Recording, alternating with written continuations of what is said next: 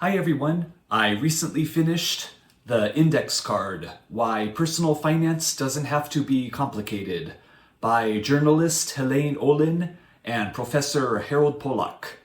If you're intimidated by the realm of personal finance, this is an excellent introduction with both common sense and some powerful, timeless strategies which are often lost in the more speculative discourse, often dominating various media programs. The premise of the book is that all the financial direction you really need could be written down on a simple index card, which is included in the back. Besides advice as simple but important as paying off your credit card balance each month, it also advocates for long-term diversified investing, information I was regrettably underexposed to in my teens and 20s.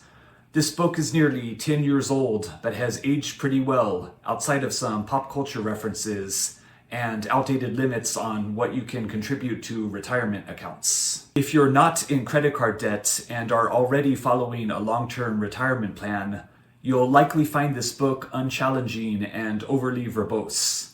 But if you're worried about your finances and are looking for a direction, buy this book at once, as long as it's not on a payment plan.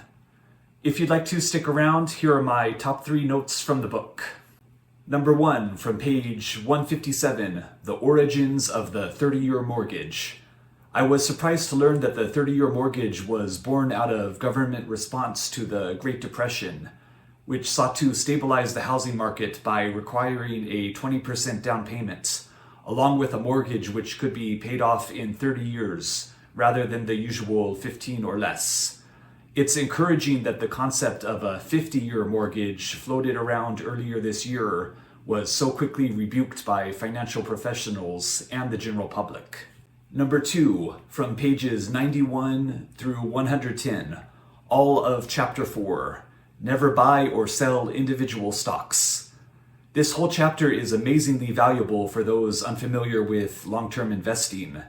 Back in the early 2000s and 2010s, I was under the impression that this was how investing was to be conducted, buying individual stocks, each with a substantial transaction fee. This sounded too much like gambling, and indeed it was. This year, I actually did buy some shares of a certain video game company I love, and managed to profit off of it the whole time, but still feel like it was a stupid decision, which I happened to get lucky with. And number 3, from pages 111 through 132, all of chapter 5, Buy Inexpensive, Well-Diversified Indexed Mutual Funds and Exchange-Traded Funds. If I could go back in time and share some things I learned with my younger self, this would be near the top. I'm obviously not a financial professional, and there are others who could far better explain index funds. I highly recommend the Clark Howard podcast to start, and then the Talking Real Money podcast as you become more financially literate and comfortable. I hope you enjoyed my look at The Index Card by Helene Olin and Harold Pollack, and I'll be back with another video soon. Bye.